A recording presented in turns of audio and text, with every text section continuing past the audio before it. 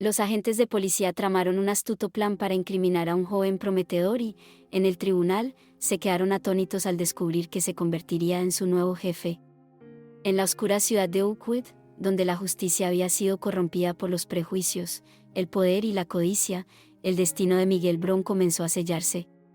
El decidido joven negro fue acusado falsamente de un crimen que nunca cometió. Detrás de la pulida fachada de las fuerzas de seguridad, funcionarios corruptos manipularon el sistema, sobornando a un juez para asegurar la caída de Miguel. Pero el destino tenía otros planes. El hombre al que pretendían silenciar pronto vendría a desmantelar toda la estructura corrupta. Bosque de Carvalho fue una ciudad con un pasado turbulento. La ciudad, que en su día fue un vibrante centro industrial, lleno de fábricas y esperanza, prosperó. Sin embargo, a medida que las industrias cerraron y los empleos desaparecieron, los barrios que alguna vez fueron orgullosos sucumbieron al crimen, la intriga política y la corrupción desenfrenada. Los periódicos locales, como la Gaceta de Bosque de Carvalho, lucharon para exponer los abusos, pero intereses creados, respaldados por dinero antiguo e influencia política, distorsionaron la verdad para encubrir sus negocios ilícitos. La policía de Bosque de Carvalho tampoco escapó a esta podredumbre. Detrás de la imagen de agentes dedicados a proteger a la población, operaba un pequeño grupo de policías sin escrúpulos, liderados por el detective David Drummond y el sargento Isaac Collins. Estos hombres eran conocidos por incriminar a residentes negros y de otras minorías, plantar pruebas y convertir delitos menores en crímenes que arruinaban la vida, todo para llenar sus propios bolsillos. Lo más inquietante es que sus prejuicios profundamente arraigados los llevaron a atacar brutalmente a los más vulnerables. Miguel Brown, un joven ingenioso y ambicioso, encajaba perfectamente en este objetivo. Huérfano tras un trágico accidente que le costó la vida a sus padres, fue criado por su abuelo, Bernardo Brown, quien le enseñó desde pequeño a mantener la cabeza en alto incluso en la adversidad. Miguel soñaba con estudiar Derecho, seguir una carrera en justicia y, en última instancia, proteger a la comunidad que había sufrido tanto abandono. Con determinación inquebrantable, Miguel construyó su camino. Graduado cum laude del Oak Grove Community College, obtuvo una beca completa para una prestigiosa facultad de Derecho en Chicago. Al regresar a su tierra natal, armado de conocimiento, confianza y un deseo ardiente de corregir las injusticias, Miguel se encontró frente a un sistema que se negaba a cambiar.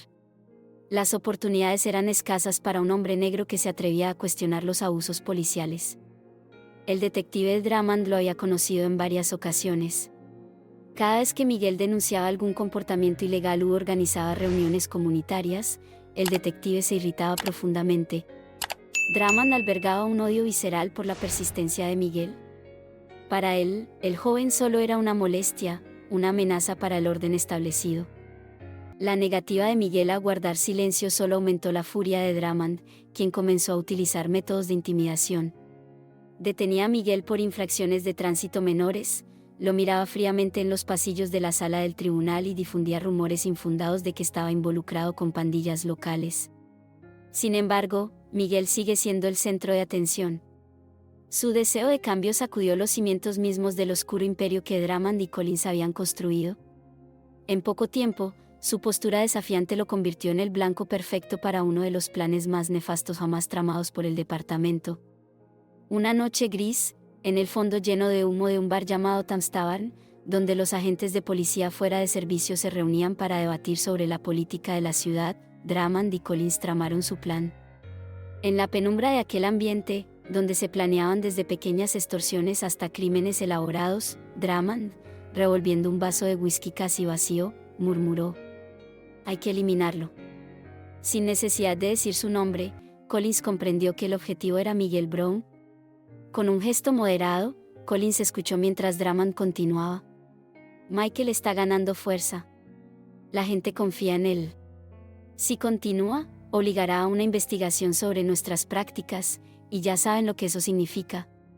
Entre ellos, estaba claro que se expondrían secretos acumulados, detenciones falsas, drogas plantadas, pruebas robadas y sobornos no declarados. Si Miguel pudiera hacerse un hueco en los tribunales, quizás como fiscal o procurador del Estado, destruiría toda la operación que habían construido. «Necesitamos pintarlo como un verdadero criminal», dijo Collins, golpeando un vaso vacío sobre la mesa. Una simple multa de aparcamiento no afectará tu imagen. Necesitamos algo grande. Lavado de dinero, narcotráfico, soborno, cualquier cosa que haga temblar a la ciudad. Pasaron las horas mientras delineaban el plan.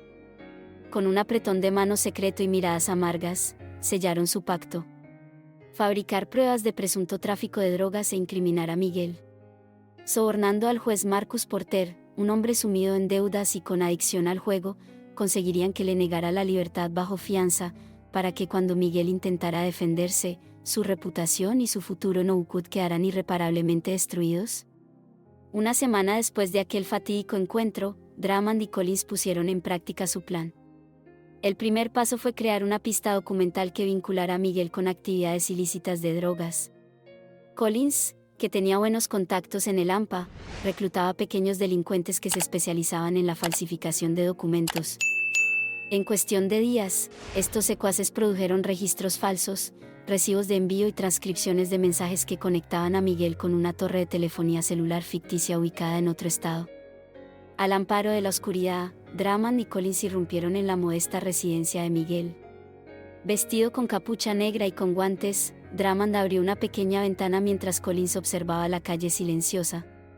En el interior, Drummond escondió varias bolsas que contenían un polvo blanco sospechoso, bicarbonato de sodio, ingeniosamente empaquetado para pasar por cocaína, en un armario de almacenamiento y debajo del fregadero de la cocina. Además, dejó un teléfono desechable lleno de mensajes comprometedores, fechados de tal manera que sugieren que Miguel había estado involucrado en el tráfico de drogas durante meses. Al día siguiente, Drummond envió una denuncia anónima a la unidad de control de drogas de su propia estación de policía, afirmando que Miguel Brown era un importante narcotraficante. Se aseguró de que la denuncia llegara al escritorio de un oficial de policía de confianza. En pocas horas se programó una espectacular inspección policial. La operación fue planificada para ser un verdadero espectáculo. Agentes de policía fuertemente armados con equipo táctico y con sirenas a todo volumen para intimidar no solo a Miguel, sino a toda la comunidad. Bosque de Carvalho nunca olvidaría el día en que cayó Miguel Brown. Mientras Miguel estaba absorto en el desarrollo de una propuesta de proyecto comunitario en la sala de su casa, los oficiales del SWAT irrumpieron en su casa y le ordenaron que se acostara en el suelo. Confundido, asustado e indignado, obedeció. En cuestión de momentos, lo esposaron y lo llevaron afuera, mientras los vecinos horrorizados protestaban. La policía, sin embargo, afirmó tener una orden judicial y pruebas incontrovertibles. En la estación de policía, Drummond supervisó personalmente el procesamiento de Miguel en una grotesca parodia de justicia, leyéndole los cargos de tráfico de drogas, posesión para distribución y conspiración. Los cargos eran lo suficientemente graves como para arruinar la vida de cualquiera, mucho menos la de un hombre que aspiraba a ejercer la abogacía. Miguel se sintió mareado y con náuseas, tratando de protestar, pero Drummond y Collins se limitaron a sonreír con desdén.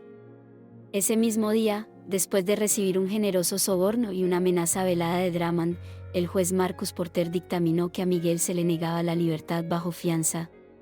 Oficialmente, justificó la decisión alegando que Miguel representaba un riesgo de fuga, debido a supuestos vínculos con criminales de otros estados. En realidad, todo era solo una astuta estratagema para mantenerlo atrapado. Miguel Brown fue encerrado en una celda, sin que familiares ni amigos pudieran visitarlo. Toda la comunidad de Bosque de Carvalho quedó atónita. ¿Cómo pudo un ciudadano y activista tan respetado estar involucrado en el supuesto esquema de tráfico de drogas? La noticia se extendió como reguero de pólvora y los titulares del periódico Gaceta de Bosque de Carvalho repitieron la historia inventada. Todo era parte de una red de mentiras cuidadosamente construida por Drummond, Collins y el juez Porter. De repente, Miguel se encontró en el epicentro de una tormenta, atrapado en una pequeña celda sin salida aparente. Un torbellino de conmoción, miedo, ira y un inmenso sentimiento de injusticia se apoderó de Miguel. Él sabía, en el fondo, que era inocente. Cualquiera que lo conociera comprendería lo absurdo de las acusaciones. Sin embargo, el conjunto de pruebas falsas, el teléfono desechable, el supuesto alijo de drogas y los documentos financieros fabricados, apuntaban inexorablemente hacia él. Durante 3 agotadores días, Miguel estuvo aislado, con acceso restringido a breves llamadas telefónicas. Su abuelo, Bernardo Brown, pidió repetidamente a las autoridades que le permitieran visitarlo, pero todas las solicitudes fueron denegadas. A los ojos del sistema corrupto, Miguel fue transformado en el villano de un gran esquema de narcotráfico, una narrativa creada para mantenerlo encarcelado y alejado de cualquier apoyo. En las raras ocasiones en que lo sacaban de su celda, se enfrentaba a miradas frías de los guardias y a comentarios sarcásticos que lo calificaban de deshonroso. Algunos policías, aunque arrepentidos, no se atrevieron a hablar en contra de Drummond y Collins. Pero Miguel no se dejó vencer. Con los conocimientos adquiridos en sus estudios de derecho penal, sabía cómo se podían manipular las pruebas. En lugar de dejarse llevar por la desesperación, comenzó a formular mentalmente una estrategia de defensa, anotando cada discrepancia, cada testigo que pudiera confirmar su coartada y cada miembro de la comunidad dispuesto a poner a prueba su buen carácter. Sin embargo, el tiempo se le acababa. Cada día que pasaba, la opinión pública de Oakwood se volvía contra él. Los foros en línea estuvieron repletos de debates, algunos indignados por su arresto, otros convencidos de su culpabilidad. La televisión local repitió la versión policial sin cuestionarla, alimentando el ciclo de rumores. El punto de inflexión llegó la mañana de su primera audiencia. Miguel fue conducido a una pequeña habitación sin ventanas, donde su abogado designado por el tribunal, Glenn Winter, ya lo estaba esperando con una gruesa carpeta de documentos legales. Glenn, un joven abogado dedicado y abrumado por la carga de casos, creyó en la inocencia de Miguel desde el principio. «Han reunido muchas pruebas», dijo gravemente mientras miraba los papeles. «Pero algo aquí es demasiado perfecto». «Precisamente por eso está armado», respondió. «Necesitamos exponer las falsificaciones y descubrir quién está detrás de este complot». Glenn lo miró con compasión. «Haremos todo lo que esté a nuestro alcance». Pero el juez Porter puso un listón casi infranqueable. Le negaron la libertad bajo fianza y están tratando esto como un caso importante de tráfico de drogas. Necesitamos evidencia irrefutable y rápido. A pesar de la oscuridad que lo rodeaba, Miguel se aferró a esa chispa de esperanza. No estaba solo. Con un equipo legal decidido pero con fondos insuficientes y su propia fuerza interior, se comprometió a luchar para mostrarle a Oakwood y al mundo hasta dónde llegarían los corruptos para destruir a un hombre inocente. Mientras Miguel se preparaba para la inevitable batalla legal, el juez Marcos Porter caminaba de un lado a otro en su lujosa oficina. La habitación, adornada con muebles de caoba oscura, gruesas alfombras persas y estantes llenos de prestigiosos tomos legales, ofreció poco consuelo esa noche. Porter estaba al borde del colapso, con las palmas de las manos húmedas de sudor. Acaba de terminar una temporada con el detective David Drummond, cuyo tono petulante le asegura que si continúa dictando sentencias duras e ignorando inconsistencias en las pruebas, recibirá una generosa comisión una vez que se calme el polvo. Drummond incluso insinuó que una futura promoción beneficiaría a Porter si se abrieran puestos en el ayuntamiento. Sin embargo, Porter se encontró sumido en deudas y su pasión por el juego lo llevó al borde del abismo. Su escondite secreto era un pequeño casino en las afueras de Oakwood, donde a menudo perdía sumas exorbitantes en una sola noche. Con los acreedores rondando constantemente, no tuvo más alternativa que aceptar la propuesta de Drummond y Collins.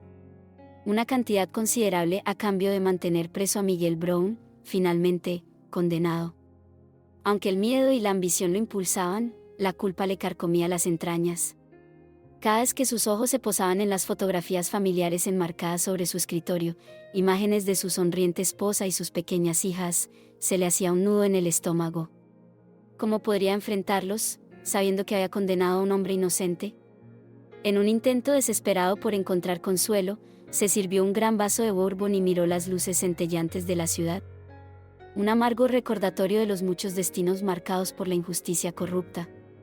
Si no hago esto, pensó, los usureros me destruirán. Drummond revelará todo y perderé mi carrera, mi familia, mi reputación. Pero ni siquiera esta justificación vacía le trajo alivio. Atrapado en una red de negocios ilícitos y apuestas imprudentes, dejó su vaso sobre su escritorio de caoba. Mañana, tenía previsto comparecer ante el Tribunal Superior del Condado de Los Ángeles como juez visitante para los casos de desbordamiento de Oak Grove. Y así etiquetar públicamente a un hombre inocente como un criminal. Este pensamiento lo llenó de repugnancia y se juró a sí mismo: solo un último trabajo. Después de eso, me voy. Se convenció de que una vez pagadas sus deudas, podría abandonar su vida de corrupción, aunque sabía que el precio de la redención sería mucho más alto de lo que jamás había imaginado. Mientras Miguel cumplía su condena, la comunidad por la que había luchado incansablemente se negó a permanecer en silencio. A lo largo de los años, había forjado vínculos profundos con líderes del vecindario, clérigos, dueños de negocios locales y activistas de derechos civiles, todos los cuales admiraban su compromiso inquebrantable con la justicia. La noticia de su detención enardeció a Bosque de Carvalho. Todas las noches, pequeños grupos se reunían frente a la estación de policía, sosteniendo velas y carteles que proclamaban: "Liberen a Miguel Brown" y "Fin a la corrupción". Lo que comenzó como una protesta modesta se convirtió rápidamente en un movimiento masivo, con cientos de voces resonando al unísono. Uno de los más fervientes partidarios fue el pastor Claudio Uray, de la histórica Iglesia Bautista São Elias, quien en sus sermones dominicales denunció la historia racista de la policía y exigió una investigación independiente sobre el caso de Miguel. Los periodistas locales, algunos de los cuales ya habían colaborado con Miguel en reportajes sobre las precarias condiciones de las viviendas, comenzaron a sospechar. ¿Cómo es posible que un hombre tan respetado fuera acusado de repente de tráfico de drogas? Comenzaron a investigar, solicitar documentos y hablar con vecinos que presenciaron el operativo policial. En voz baja en los pasillos de la comisaría, algunos agentes honestos confesaron que creían que Miguel era una trampa, pero el miedo les impidió denunciar a Drummond y Collins. Sin embargo, un joven policía se atrevió a romper el silencio. Abel Hernández, un recluta relativamente nuevo, se acercó silenciosamente a los manifestantes una noche. Reconocido por uno de los partidarios de Miguel, murmuró: "No puedo decir nada oficialmente, pero sigo protestando y exigiendo respuestas. Esto es importante". Dentro de su celda, Miguel encontró consuelo en los sonidos distantes de gritos que llegaban a través de una pequeña ventana. Voces que coreaban su nombre y clamaban justicia. Fue entonces cuando se dio cuenta: no estaba solo. La ciudad que tanto amó luchó por él, aunque el sistema estuviera en su contra. Glenn Winter, su incansable abogado, trajo noticias nuevas y prometedoras. Había presentado una moción para desestimar el caso, citando numerosas inconsistencias en los informes policiales, aunque esperaba que el juez Porter rechazara la moción. Aún así, Glenn estaba sentando las bases para una eventual apelación y mencionó que algunos abogados locales y grupos de derechos civiles ya estaban mostrando interés en el caso. Quizás pronto surja uno de estos grupos con los recursos y la experiencia necesarios para atacar la corrupción desde su raíz. Impulsado por esa chispa de esperanza, Miguel prometió que si salía victorioso de esa pesadilla, no solo restauraría su nombre, sino que también desmantelaría toda la red de corrupción que lo había aprisionado. Oakwood merecía algo mejor y estaba decidido a luchar por ello con todas sus fuerzas. A medida que se acercaba el juicio, Drummond y Collins intensificaron sus tácticas de intimidación. Los testigos dispuestos a testificar a favor de Miguel fueron amenazados y las pruebas fueron alteradas sutilmente para resistir el escrutinio de la defensa. El juez Porter, cómplice del plan, permitió que se presentaran pruebas dudosas y desestimó cualquier sugerencia de mala conducta policial como mera especulación. Por un momento, pareció como si los tres conspiradores tuvieran el caso en sus manos. Pero poco a poco empezaron a aparecer grietas en su fachada cuidadosamente construida. Una noche, el sargento Isaac Collins encontró un sobre simple deslizado debajo de su puerta. Dentro había una sola fotografía que lo mostraba a él y al detective Drummond de pie junto al juez Porter en un estacionamiento poco iluminado. En el reverso, con letras mecanografiadas, te escribí. ¿Estaban preocupados, preguntándose quién podría beneficiarse de su caída? 2 días después, el juez Porter recibió un correo electrónico anónimo en su cuenta personal. Adjunto se encontraba la misma fotografía, acompañada de un mensaje críptico. Tic-tac, juez, la verdad saldrá a la luz. Porter casi dejó caer el teléfono, una ola de pánico se apoderó de él. Bebió apresuradamente un vaso de agua, con el sudor goteando por su frente, e intentó llamar a Drummond, pero el detective estaba ocupado. Se sentía cada vez más aislado, enredado en la red de su propia corrupción. Mientras aumentaban las tensiones, el oficial Abel Hernández continuó su discreta investigación en la estación de policía. Notó la mirada oscura de Drummond, los arrebatos explosivos de Collins y los susurros que lo seguían a donde quiera que iban. A altas horas de la noche, revisó archivos internos en busca de cualquier evidencia de manipulación, encontrando registros contradictorios, declaraciones incoherentes de colegas y horarios que simplemente no tenían sentido. Con el corazón acelerado, imprimió algunos documentos clave y los escondió en su armario. Dentro de la celda, Miguel oraba fervientemente por al menos una prueba que lo absolvería. Sabía que si surgiera la más mínima discrepancia, sería la clave para demostrar su inocencia. Todas las noches luchaba con esa pregunta. ¿Quién me tendió una trampa? ¿Hasta dónde llega esta conspiración? Aunque sospechaba de Drummond, demostrarlo sería una tarea titánica. Sin embargo, la evidencia acumulada, la fotografía misteriosa, los documentos secretos de Abel, indicaban que los poderosos conspiradores estaban empezando a desmoronarse. El destino de Oak Grove se acercaba cada día más. A medida que se acercaba el juicio, la tensión en Oakwood alcanzó su punto máximo. Por un lado, Drummond, Collins y el juez Porter mantuvieron firmemente su narrativa de la culpabilidad de Miguel. Por otro lado, la base de apoyo de Miguel se hizo cada vez más fuerte y organizada. Frente al foro, las protestas crecieron, los carteles exigían justicia y los músicos locales interpretaron canciones de resistencia. Surgió un movimiento popular que pedía la creación de una comisión independiente para investigar la corrupción policial.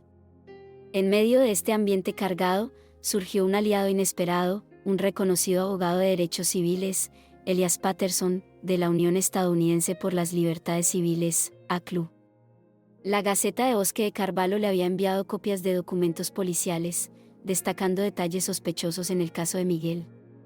Intrigado, Patterson viajó a Oak Grove para reunirse con Miguel y su defensor, Glenn Winter, en la sala de visitas de la prisión. Patterson, un abogado experimentado con una mirada aguda y una voz tranquila, escuchó atentamente mientras Miguel relataba su historia, su activismo, los abusos de Drummond y la dudosa operación policial. Con expresión seria, declaró: necesitamos cavar más profundo. No se trata solo de un encarcelamiento injusto, sino de un patrón sistémico. Si podemos probar un solo caso de falsificación, podríamos derribar muchos otros. Miguel sintió una oleada de esperanza. Con la ACLU de su lado, finalmente tendría la oportunidad de enfrentar la corrupción profundamente arraigada en Oakwood. Mientras tanto, Drummond y Collins estaban en pánico tratando de identificar la fuente de la foto filtrada. Presionaron a potenciales informantes en la comisaría, hicieron amenazas vagas e incluso revisaron imágenes de cámaras de seguridad para identificar quién estaba espiando. El oficial Abel Hernández ha logrado mantenerse bajo el radar, operando discretamente y cubriendo sus huellas. El juez Porter, acosado por la culpa y la paranoia, comenzó a dormir menos y a beber más. Su esposa notó su comportamiento errático, pero lo atribuyó al estrés laboral. Sin embargo, en secreto, estaba al borde del colapso, recibiendo mensajes anónimos que insinuaban que en cualquier momento podrían surgir pruebas devastadoras. En momentos de profunda desesperación, pensó: ya es demasiado tarde. Me metí con demonios y ahora tengo que afrontar las consecuencias. Con todo este caos, Oak Forest se preparó para el juicio. Los periodistas de las regiones vecinas percibieron el escándalo y acudieron en masa a la ciudad.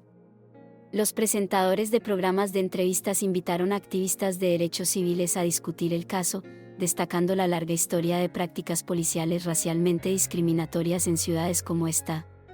Para Miguel, el juicio fue una lucha por su propia vida. Para Drummond, Collins y Porter, fue una oportunidad de consolidar su poder o perderlo todo, mientras ambos lados preparaban sus estrategias. Pocos imaginaban que el destino ya tenía preparado el camino para la caída de estos individuos corruptos. En la mañana del juicio, la tensión era casi eléctrica. Las multitudes se agolparon en las aceras del Tribunal Superior del Condado de Los Ángeles, donde el juez Porter presidió este caso de alto perfil.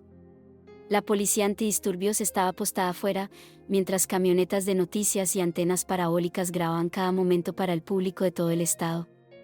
Miguel fue llevado en un coche patrulla, con las manos esposadas y vestido con un conservador traje azul proporcionado por su abuelo. A pesar de las luces cegadoras de las cámaras, mantuvo la cabeza en alto al entrar en la sala del tribunal. Junto a él, en la mesa de la defensa, estaban Glenn Winter y Elias Patterson, ahora actuando como abogados adjuntos, mientras los fiscales seleccionados personalmente por Drummond organizaban meticulosamente sus archivos. En la sala del tribunal, Drummond y Collins observaban con miradas altivas, vestidos con trajes impecables para representar preocupación. El juez Marcos Porter entró a la sala con una postura rígida, las ojeras bajo sus ojos revelaban noches de insomnio. El fiscal inició la sesión presentando a Miguel Brown como el cerebro detrás de una red de narcotráfico. Un hombre que una vez había sido considerado un ejemplo en la comunidad, pero que ahora se encontraba envuelto en un escándalo. Su caso se basó en pruebas falsificadas encontradas en la residencia de Miguel y en la denuncia anónima que desencadenó el operativo policial. Elias Patterson luego se lanzó a una refutación mordaz, explicando con calma lo fácil que era manipular la evidencia y cuestionando la posibilidad de que un hombre con el historial impecable de Miguel pudiera convertirse de repente en un capo de la droga.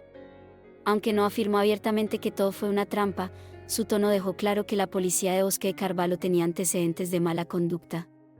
El juez Porter se esforzó por mantener una apariencia de imparcialidad, permitiendo que ambas partes presentaran sus argumentos, pero sus decisiones favorecieron consistentemente a la fiscalía.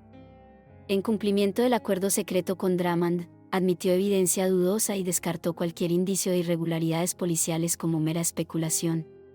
Los defensores intercambiaron miradas cómplices, conscientes de que se enfrentaban no solo a un fiscal obstinado sino también a un juez parcial. Afuera, las protestas seguían creciendo. El pastor Claudio Uray dirigió las oraciones mientras los manifestantes sostenían carteles exigiendo el fin de las acusaciones inventadas. La atmósfera latía con determinación. Dentro de la sala del tribunal, Miguel observó el desarrollo de los acontecimientos con una mezcla de miedo y coraje, lanzando miradas furtivas al juez Porter y cuestionando si los rumores sobre su corrupción eran ciertos. Estudió los rostros altivos de Drummond y Collins, quienes parecían seguros de que podían enterrarlo sin consecuencias. Al final del día, los murmullos y las especulaciones llenaron el aire. Aunque a primera vista la acusación parecía inquebrantable, Patterson y Winter estaban convencidos de que con una cuidadosa verificación de los testigos y la presentación de las pruebas correctas, los fallos en su historia inventada se harían evidentes. Las líneas de batalla estaban trazadas y ninguno de los bandos mostró intención de ceder. Así terminó el primer día del juicio, inmerso en turbulencias y polémicas, mientras Bosque de Carvalho esperaba, con gran expectación, el siguiente capítulo de esta lucha por la justicia. El segundo día, la fiscalía llamó a sus testigos estrella, los oficiales que participaron en el allanamiento a la residencia de Miguel. Describieron la denuncia anónima, los objetos sospechosos encontrados y el comportamiento nervioso de Miguel durante su arresto. Sus declaraciones, basadas en pruebas fabricadas, comenzaron a desmoronarse bajo el implacable interrogatorio de Elias Patterson. ¿Podría el oficial, señor, aclarar la hora registrada en su cámara corporal?, preguntó con una sonrisa educada que ocultaba su intensidad. El declarante vaciló y solo ofreció un tiempo aproximado. Luego Patterson presentó una copia del informe oficial del arresto. Es interesante, dijo, porque su cámara muestra que el ingreso al edificio se produjo a las 9:52 de la noche, pero el informe indica que el operativo comenzó a las 10:15 de la noche. Aunque la discrepancia era sutil, ya sembraba dudas sobre la consistencia de los informes. Luego fue llamado al estrado el sargento Isaac Collins. Tratando de mantener la compostura, enfrentó la presión de Patterson, quien lo cuestionó sobre la cadena de custodia de la supuesta cocaína encontrada en la casa de Miguel. Sargento, mientras explicaba que el registro de evidencia muestra que recibió el paquete a la 1:02 de la tarde, mientras que los documentos de envío indican que abandonó la escena a las 10:05 de la noche, un pesado silencio cayó sobre la habitación mientras Collins tartamudeaba, incapaz de proporcionar una explicación plausible. Cada pequeña inconsistencia socavaba el grandioso relato de la fiscalía. A pesar de las repetidas interrupciones del juez Porter, Patterson persistió, decidido a exponer cada falla en la evidencia fabricada. En la sala, Drummond apretó los puños, golpeó el suelo con el pie nerviosamente y lanzó miradas furtivas al juez, como si pidiera su intervención, pero el juez, comprometido por su parcialidad, no pudo actuar sin despertar sospechas. Afuera, los manifestantes mantenían viva la esperanza. La noticia de la incisiva investigación se difundió rápidamente y el pastor Ura instó a todos a seguir orando y creyendo que la justicia prevalecería. Cerca de allí, el oficial Abel Hernández entregó discretamente un sobre a un organizador comunitario. Dentro había copias de documentos que revelaban más contradicciones en los relatos oficiales de la policía. El corazón de Abel latía rápidamente, una mezcla de miedo y determinación. Sabía que si Draman descubría su acción, enfrentaría graves consecuencias, pero no podía quedarse de brazos cruzados mientras un hombre inocente sufría. Al final del segundo día, lo que parecía una base sólida para el proceso comenzaba a resquebrajarse. Sin embargo, la revelación más impactante aún estaba por llegar. Patterson y Winter insinuaron la existencia de un testigo sorpresa, alguien cuya declaración podría derrumbar todo el caso. Circulaban rumores. ¿Sería una persona con información privilegiada? ¿Algún colega que pueda confirmar el paradero de Miguel? Cuando la noche cayó sobre Oak Grove, se hizo evidente que el relato meticulosamente construido de Drummond, Collins y el juez Porter estaba a punto de derrumbarse, y el escándalo resultante lo cambiaría todo. El tercer día del juicio, la atmósfera en la sala del tribunal era eléctrica. La defensa llama a declarar al oficial Abel Hernández. Una conmoción recorrió la habitación. Los ojos de Drummond brillaron de ira y Collins parecía visiblemente conmocionado. El corazón del juez se aceleró. Sabía que era extremadamente inusual que un oficial de policía testificara en defensa, pero no tenía base legal para negarse. El oficial Abel Hernández dio un paso adelante, con una expresión que mezclaba miedo y determinación. Después de tomar juramento, se sentó y Patterson comenzó el interrogatorio, estableciendo sus credenciales y reconstruyendo la cronología de los acontecimientos tal como los recordaba. Ella dirigió suavemente la conversación hacia los documentos que había descubierto, archivos con marcas de tiempo alteradas, registros contradictorios y signos inequívocos de manipulación. ¿Qué despertó tu sospecha? Paquete para Patterson. Abel tragó saliva con fuerza antes de responder. Me di cuenta de que el cronograma oficial de la operación del señor Brown no coincidió con los registros de despacho. Al revisar los registros de custodia de pruebas, encontré varios cambios inexplicables. Los documentos parecían impecables, pero contaban una historia diferente. Se oyeron murmullos por todo el pasillo. El rostro de Drummond se torció en una expresión de disgusto, mientras Collins lo miró con desdén. Patterson luego presentó varios documentos internos proporcionados por Abel, registros cuyas fechas diferían de los relatos oficiales y formularios de custodia marcados con enmiendas.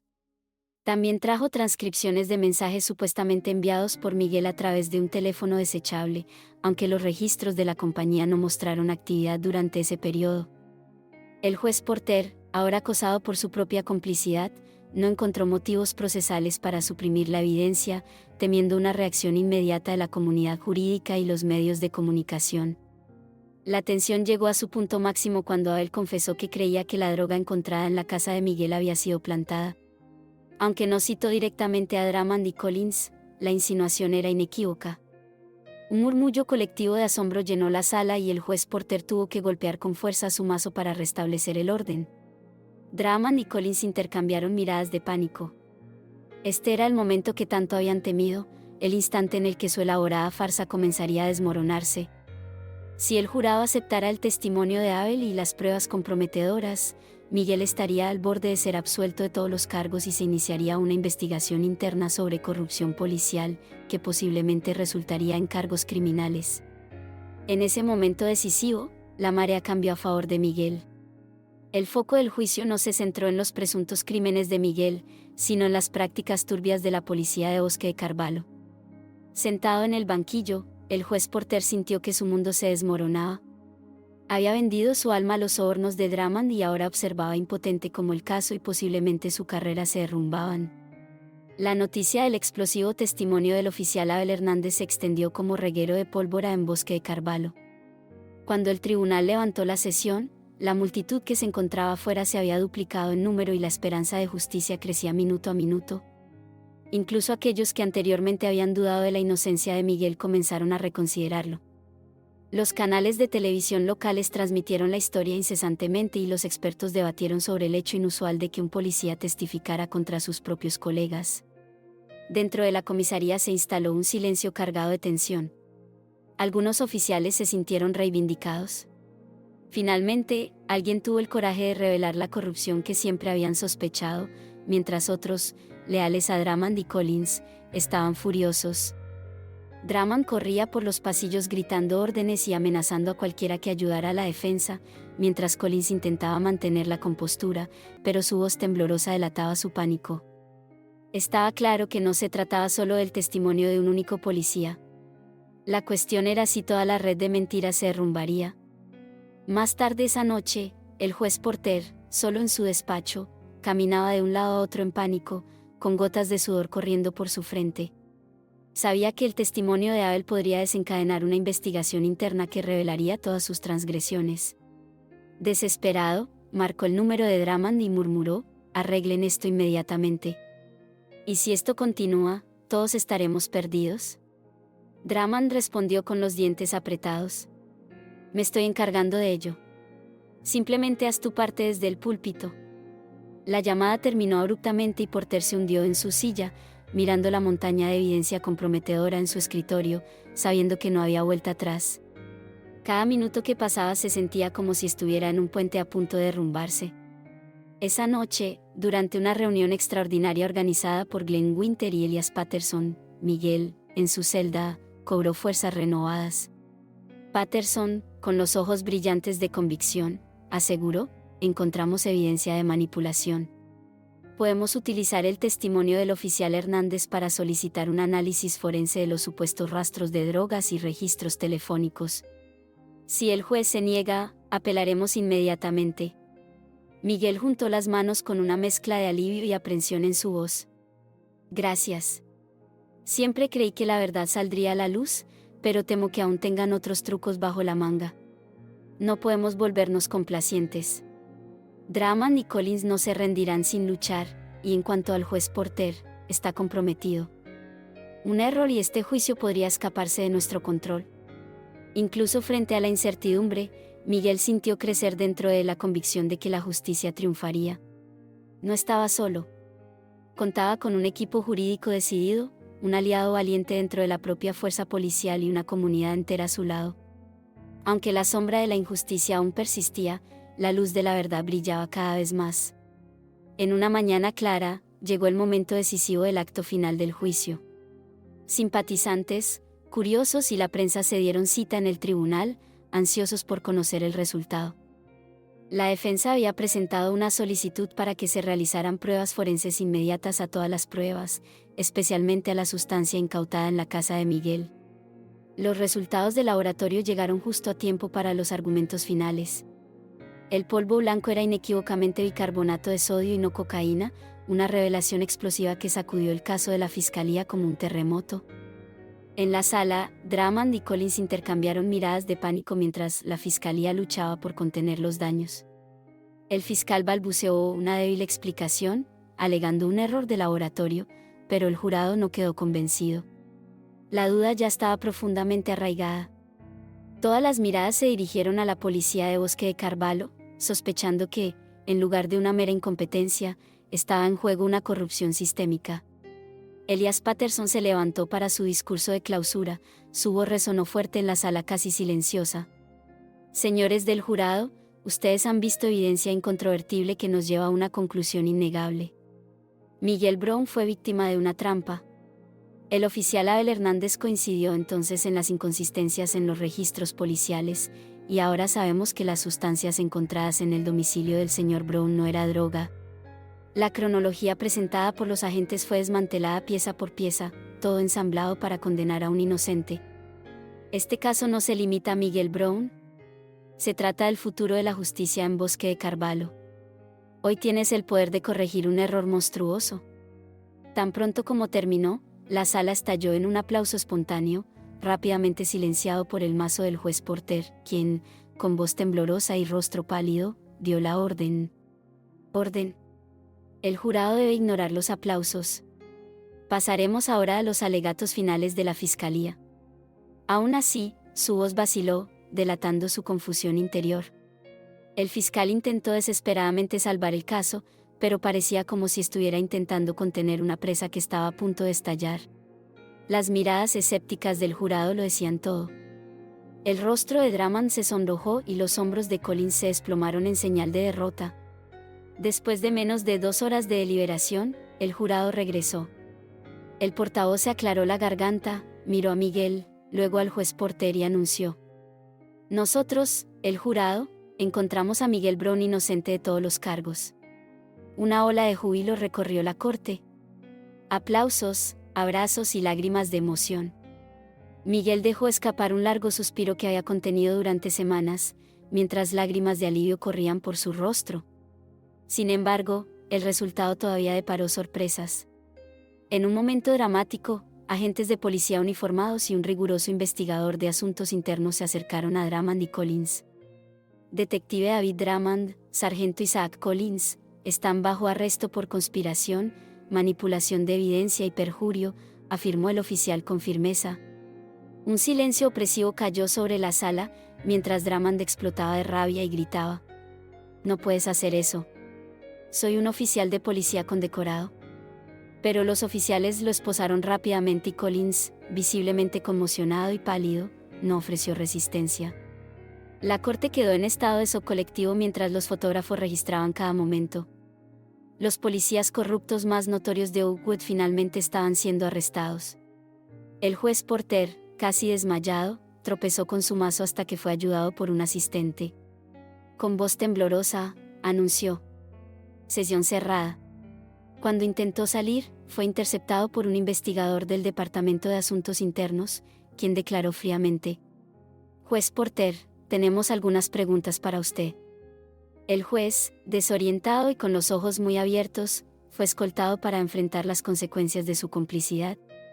Terminado el juicio, Miguel no fue llevado a la fosa de huevos, sino que fue rodeado por una multitud de partidarios, amigos y simpatizantes que lo esperaban afuera del tribunal.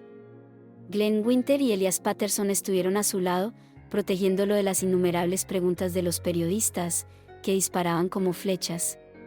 ¿Cómo estás, sí? Inmediatamente después del veredicto, usted sabía que Drummond y Collins lo habían engañado desde el principio. ¿Cuál será tu próximo paso? Con los ojos todavía húmedos, Miguel se dirigió a la multitud frente al edificio. Agradezco que hoy haya prevalecido la justicia, pero ese no es el castigo para mí. Se trata de garantizar que nadie en Oakwood, ni en ningún otro lugar, sea víctima de funcionarios corruptos que se esconden detrás de insignias y túnicas. Alzaré mi voz para que esto no vuelva a suceder. La multitud estalló en aplausos mientras la gente se acercaba a abrazarlo, y entre ellos, su abuelo, Bernardo Brown, con lágrimas en los ojos, susurró: siempre creí en ti, hijo mío. En los días siguientes, el bosque de Carvalho se vio sacudido por un verdadero escándalo. Una comisión de control independiente. Aunque el nombre de Miguel finalmente quedó limpio, su misión apenas comenzaba. Surgió como un héroe local, un símbolo de resiliencia y fortaleza moral. Las propuestas de bufetes de abogados y grupos activistas inundaron su vida, y aunque la ACLU lo recomendó para un puesto regional, Miguel decidió quedarse en Bosque de Carvalho para reformar el sistema que lo había traicionado. Luego, en un giro inesperado, menos de un mes después del juicio, el fiscal de distrito de Bosque de Carvalho anunció reformas radicales para erradicar la corrupción. Para sorpresa de todos, Miguel Brown fue nombrado investigador especial en la misma institución contra la que había luchado. Con la autoridad para auditar procesos, investigar irregularidades y recomendar cargos contra oficiales abusivos, ahora tiene el poder de reestructurar la estación de Policía Cero. Los empleados se detuvieron, algunos mirándolos con sospecha, otros mostrando genuino respeto. Al llegar a la puerta de su nueva oficina, el investigador especial Miguel Brown extendió una mano temblorosa para tocar la placa. Las lágrimas amenazaban con derramarse al recordar su arresto injusto, el frío aislamiento de su celda, la humillante búsqueda y el impacto de los falsos cargos. Pero todas esas dolorosas experiencias lo habían llevado allí, a una posición de influencia que ahora utilizaría para el bien común. Su primera iniciativa fue reformular todo el sistema de control interno. Miguel convocó a una reunión con los líderes del departamento, estableciendo una nueva cultura de rendición de cuentas y transparencia. También llamó al oficial Abel Hernández para agradecerle personalmente su valentía. Abel, todavía nervioso, dijo en voz baja: «Usted lo cambió todo, señor». Miguel respondió con firmeza. Gracias a ti la verdad salió a la luz. Simplemente hice lo correcto. Esta institución puede mejorar si eliminamos todas las manzanas podridas. Rápidamente se extendieron rumores de que a Drummond y Collins se les había negado la libertad bajo fianza, irónicamente etiquetados como riesgos de fuga, mientras se acercaba el juicio del propio juez Porter. Los medios de comunicación calificaron el caso como el mayor escándalo de corrupción jamás visto en Bosque de Carvalho. La ciudad se preparó para más revelaciones de sobornos, mala conducta y racismo profundamente arraigado, y Miguel prometió enfrentar cada sombra de injusticia de frente. En los días siguientes, Oak Forest inició su lento viaje hacia la reforma. Los agentes de policía se sometieron a nuevos programas de capacitación centrados en la equidad racial y la participación comunitaria. Se invitó a líderes previamente marginados a unirse a consejos asesores, y la Gaceta de Bosque de Carvalho publicó una serie de informes reveladores sobre la injusticia sistémica, un ajuste de cuentas muy necesario para la ciudad. Incluso con las heridas profundas, la esperanza comenzaba a florecer. En el centro de toda esta transformación está Miguel Brown, un testimonio vivo del poder de la verdad, el coraje y la resiliencia. Un hombre inocente que logró desmontar el sistema que casi lo quebró. La historia de Miguel Brown se convirtió en una leyenda en Bosque de Carvalho, un recordatorio eterno de que, incluso frente a una corrupción abrumadora, la verdad siempre encuentra un camino, a veces con un clímax dramático que nadie podría haber previsto. Gracias por seguir este viaje épico de traición, corrupción y redención final. La historia de Miguel Brown es un testimonio de la resiliencia del espíritu humano y un recordatorio de que la injusticia se puede revertir cuando las personas valientes defienden lo que es correcto. Desde la primera trampa impactante tendida por oficiales prejuiciosos hasta el momento triunfal en que se convierte en el nuevo jefe, cada capítulo de esta saga reafirma que la verdad y la responsabilidad, sin importar cuán oscuros sean los planes, finalmente prevalecen. Si esta historia te conmovió, te inspiró o te hizo repensar las estructuras de poder bajo las que vivimos, continúa la conversación. Por favor, dale me gusta, comparte y suscríbete para ver más historias cautivadoras sobre justicia y esperanza. Juntos podemos difundir la luz de la verdad y apoyar a los héroes que luchan por un mundo más justo. Gracias por ver.